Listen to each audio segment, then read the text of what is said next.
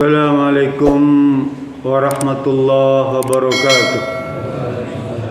Bismillah, alhamdulillah, wassalatu ala rasulillah, wala hawla wala quwata illa billah. Amma ba'd. Hadirin yang dirahmati Allah Subhanahu wa taala. Di dalam Al-Qur'an yang 6660 ayat itu prosentase paling banyak adalah bercerita tentang Bani Israel. Paling banyak, hampir sepertiganya Al-Quran itu cerita tentang Bani Israel. Apalagi ke surat Al-Baqarah, hampir semuanya itu kisah Bani Israel. Karena memang dunia ini percaturannya dipengaruhi oleh kehidupan dan perilaku Bani Israel, Yahudi itu. Saya akan cerita tentang 10 sifat buruk orang-orang Yahudi itu ya, yang sekarang sudah menyebar bukan hanya di daerah-daerah Palestina seperti sekarang menyebar di seluruh dunia ya. Perilaku Zionis itu ternyata seperti virus, bisa menyebar ke negara-negara lain tuh.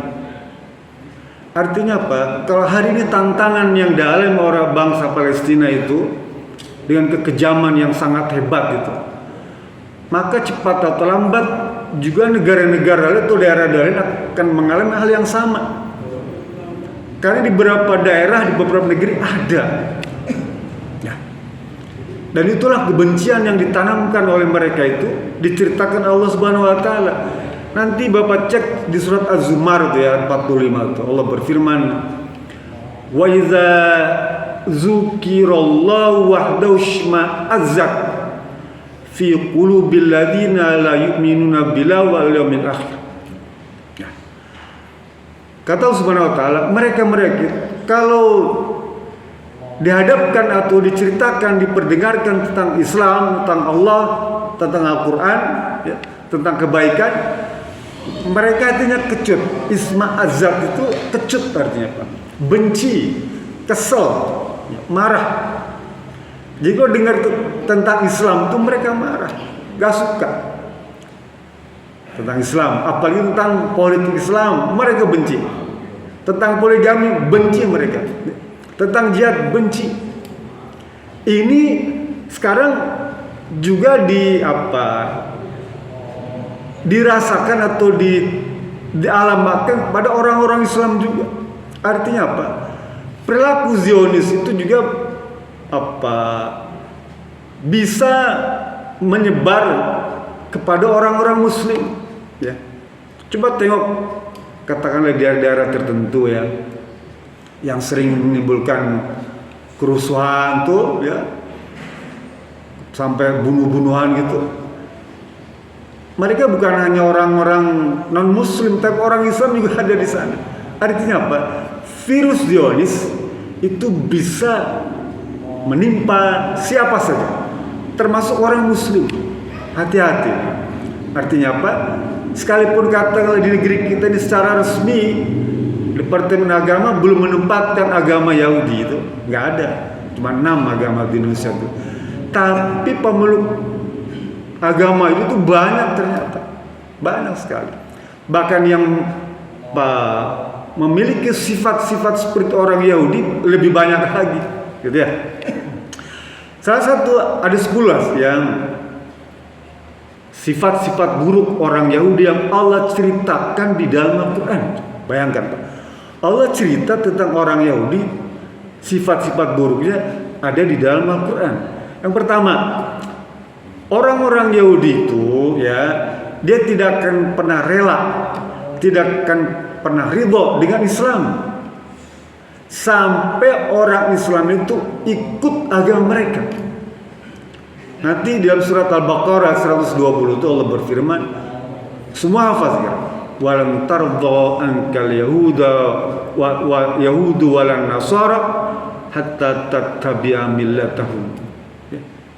Tidak akan pernah rela, tidak akan pernah ridho orang Yahudi itu terhadap kaum muslimin sampai orang Islam itu meluk agama mereka.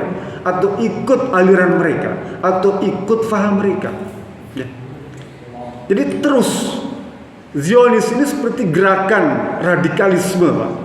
Gerakan radikalisme, ya, yang dia menghalalkan segala cara, Pak. Bukan hanya sekedar pada dataran intelektual mereka bermain, tapi sudah masuk pada aspek kekerasan dan pemaksaan serta penindasan, bahkan masuk pada legalitas formal perundang-undangan. Coba tuh, luar biasa. Yang selama ini umat Islam terlena, ya, mengabaikan itu semua, bahkan mungkin lupa atau mungkin karena kita tidak tahu atau tidak ngerti tentang gerakan mereka. Hati-hati sekali, Pak. Jangan-jangan tetangga kita dia punya sifat Zionis atau sifat Yahudi, jangan-jangan ya perilakunya satu tuh, dia tidak akan pernah ridho sampai kita ikut agama mereka, ya, dengan berbagai iming-iming, pemberian, bantuan, segala macam penghormatan, sampai penekanan, pemaksaan, bahkan peperangan, pembunuhan. Mereka lakukan itu semua. Itu adalah sifat-sifat Zionis. Yang kedua, kata Allah Subhanahu wa taala, nanti buka surat Al-Baqarah ayat 42, ya. Talbisul haqqo bil batil. Mereka biasa mencampur adukan antara yang benar dan yang salah, yang baik dan yang buruk, itu biasa, ya. Ini udah tahu bertentangan dengan hukum masyarakat, hukum internasional, mereka labrak, nggak peduli. Hukum internasional yang sudah disepakati saja dia masih bisa labrak, ya. Apalagi yang belum disepakati. Perjanjian damai misalnya, baru tanda tangan damai itu, besok langsung bom. Begitu. Dan ini bukan baru sekarang. Sejak zaman Nabi Musa alaihissalam sudah berlaku seperti itu, ya. Yang ketiga, kata Allah Subhanahu wa taala dalam surat Al-Maidah ayat 64, dia ini senantiasa menggelorakan permusuhan, ya, selalu menggelorakan peperangan. Itu di surat Al-Maidah 64, ya. Yang keempat, dia senantiasa iri, Pak. Iri. Mereka iri sekali dengan umat Islam yang semakin maju dari segi intelektual, kemudian kekayaan tuh. Negara-negara muslim alhamdulillah ditakdirkan menjadi negeri yang kaya minyak, Pak. Gaza itu, Pak, itu sumber minyak yang besar, Pak. Hampir sama dengan Qatar, sumber minyak yang ada di Gaza itu besar sekali, sehingga mereka akan menghabiskan itu, akan mengambil sumber minyak, dan mereka iri, Pak. Iri dengan kaum muslim. Nanti baca surat An-Nisa ayat 54, cerita tentang bagaimana mereka iri kepada kaum muslimin, ya, iri. Kemudian dia juga senantiasa sering menyesatkan kaum muslimin, bahkan memurtadkan orang Islam. Coba di beberapa daerah kita, berapa banyak umat Islam yang dimurtadkan oleh mereka. Mulanya dengan iming-iming, dengan disekolahkan, dengan dikawinkan dengan keluarga mereka, ya. Ujung-ujung adalah pemurtadan, ya. Itu karakter mereka. Apakah mereka menghendaki kaum muslimin itu ikut agama mereka, ya, ikut agama Yahudi? Itu yang mereka inginkan, karena punya keinginan untuk menyahudikan dunia, ya, internasional. Bukan hanya Palestina yang dia inginkan, dunia seluruhnya dia ingin seperti Yahudi. Sama seperti muslim lah, kan kita juga sama, ya. Pengen seluruh umat manusia ini menjadi muslim, umatan wahidah. Mereka juga sama. Hanya persoalannya mereka tuh melakukannya dengan cara kekerasan, dengan cara permusuhan, dengan cara penganiayaan, bahkan peperangan. Kita tidak. Islam ini rahmatan lil alamin, damai. Orang masuk Islam nggak ada paksaan, silakan masuk, nggak silakan. Ya. La ikraha fid din, nggak ada paksaan di dalam beragama, itu Islam. Tapi mereka paksa. Ya. Jika perlu dengan peraturan, dengan undang-undang, mereka buat, dipaksa harus mengakui tentang Yahudi. Mereka paksa. Ya. Itu di surat Al-Baqarah ayat 109, ya, tentang pemaksaan. Mereka juga sering melakukan penghinaan kepada para nabi itu.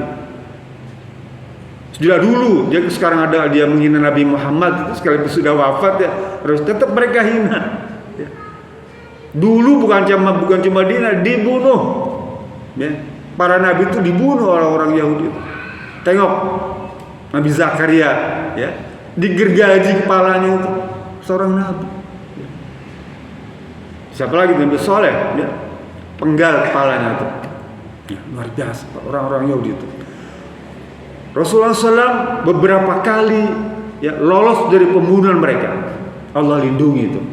Tapi dalam hati diceritakan bagaimana Rasul ancaman pembunuhan itu bahkan dibunuh dengan racun, tapi Allah berikan perlindungan ya, mereka. Kemudian berikutnya lagi mereka itu senang merubah kitab kalamullah itu, kitab-kitab perjanjian lama itu, Taurat itu. Mereka rubah isinya. Banyak dirubah. Perjanjian lama atau Taurat itu mereka rubah. Dari mana kita tahu? Allah cerita ya.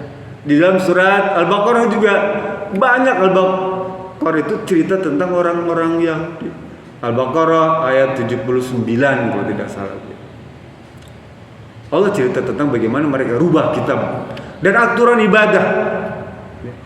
Perilaku Yahudi itu merubah aturan ibadah, tata cara ibadah itu mereka buat sekehendaknya. Jadi kalau ada orang Islam melakukan perubahan tata cara ibadah yang aneh-aneh itu ya, kan kita sering tuh ya menyaksikan kaum muslimin cara ibadahnya beda dengan mainstream, ya, beda sendiri. Itu ada perilaku Yahudi, ya. Sama orang ini begitu, merubah kitabnya dirubah, ditambah, dikurangi, ya. Tata cara ibadahnya juga sama, dirubah, gitu. Yang berikutnya, mereka senang memakan harta yang haram, ya.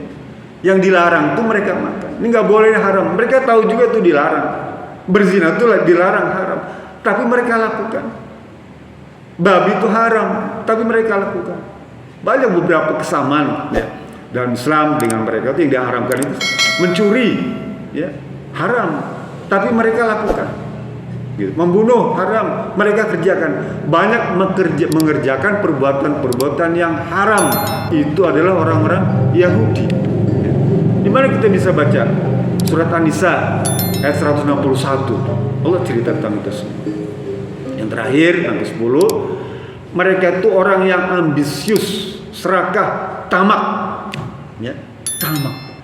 Kalau dikasih lolonggrang, dia ingin ambil semua. Ya, itu adalah Yahudi. Pengen merampas semua. Jadi kalau dikasih kesempatan misalnya di negeri kita, contoh misalnya nih, nauzubillah ya, kalau ke depan semakin berkembang, mereka akan ambil semua tuh, nggak akan disisakan buat orang Islam. Sama seperti Palestina sekarang, ya, nggak akan disisakan, dia akan habiskan semua. Ya. Itu bisa dibaca di mana? Surat Al-Baqarah juga ayat 96. Nanti Bapak cek di rumah. Itu semua merupakan sifat-sifat orang Yahudi yang buruk, ya, yang sekarang menyebar di beberapa negara. Yang kita saksikan bagaimana perilaku mereka itu nampak jelas sama persis seperti kakek neneknya yang ada di Palestina sekarang ini. Ya. Kejahatan mereka itu sama brutalnya, sama sadisnya, sama telengesnya. Ya. Oleh karena itu kita harus hati-hati menghadapi perkembangan zaman ke depan ini yang semakin canggih, semakin mudah ini, di mana menyebar berita-berita itu dengan secepat kilat, dan kita harus saling berwasiat di antara kita sesama muslim dan jaga persatuan ukhuwah Islamnya kita. Kan merupakan modal untuk memperkuat ketahanan ya agama Islam dan ketahanan kebangsaan Nusantara kita ini. Sayang dengan persatuan yang kita bangun ratusan tahun di negeri kita ini, kalau sampai porak-poranda karena gara-gara virus Zionis yang semakin menyebar ke negara-negara Muslim, ya.